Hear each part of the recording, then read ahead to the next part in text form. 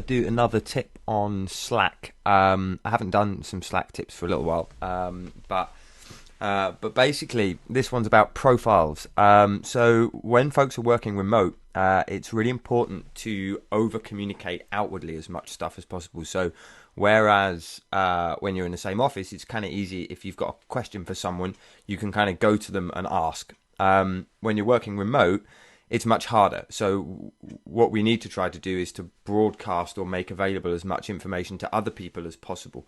One of the ways of doing that, and one of the ways we do it at Red, is with profiles. So if you have a paid Slack account, you can set up custom profile fields. And if you have a look at the profile setup we've got here, these bits up here are pretty standard. So full name and display name, they come with Slack. Same with the image and what you do, the job title, and we insist that the people who work for Red put their formal job title in here, because it helps people to just find out exactly what they do and then find them in our HR system as well.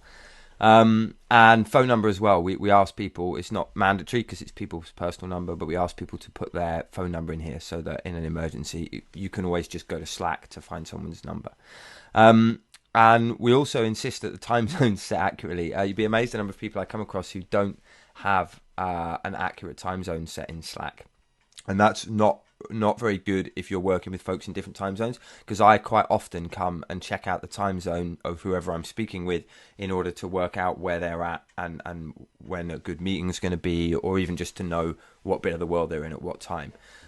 So I definitely say these standard things, it's a good idea to have a policy that says you have to have a picture, and the picture has to be actually of you so that people can recognize you from video calls and videos and stuff. And that you have to fill out your full name and job title and whatnot accurately. But again, if you're on a paid plan, you can add custom fields, and we've quite a few in here. So we've added one for name pronunciation. This is an idea I got somewhere off the internet ages ago. Super great idea for when you have people whose names are kind of awkward to pronounce. So I'm a massive fan of this, and I certainly look at this now and again. We've got preferred pronouns, so that there's no confusion there. And then we've got this other drop down, which is basically somebody's role on Slack. So we have a role called Slack Gardener, which basically means that person is, one of their jobs in the company is like going around and just tidying up Slack and keeping it neat and offering advice on how to use Slack efficiently and stuff. So this is basically a Boolean thing that's like either I don't have any Slack specific role or I do have Slack Gardener.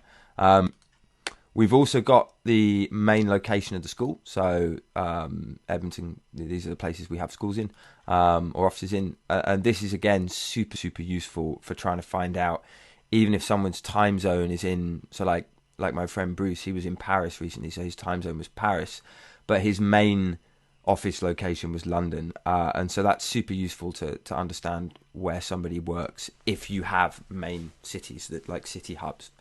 And then we've also got program title. This is for students, so what program are they on?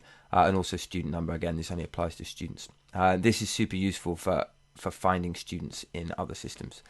And then down the bottom, we've got a link type thing set up, which basically is kind of freeform. So it just lets someone put a link and some display text to whatever document they want, where you can find more information. So a lot of people put their LinkedIn in here. I've got a link to a Notion page with a little bit of information about me.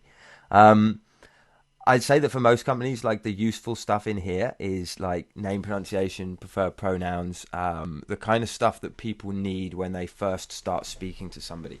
And the bigger the company, the more important this kind of stuff is, because the more likely it is that you're going to have to talk to someone that you've had no prior contact with. I've also seen people put in here information about what team they're in, who their manager is perhaps, or what department they work for. And all of that stuff is useful. But remember that the purpose of this is so that other people, when they come and they have a look at this profile, they can see as much information as they need about who I am and what I do. So someone coming here, they've got my phone number, they know what time it is where I'm at. They've got my email address if they need to email me or add me to a calendar invite. They've got my pronouns and name pronunciation, and where my main thing is. So I guess key point, this information is meant to make life easier for other people who need to find me and find out information about me. So instead of having to ask, they can just go here and find. So yeah, there we are, Slack profiles.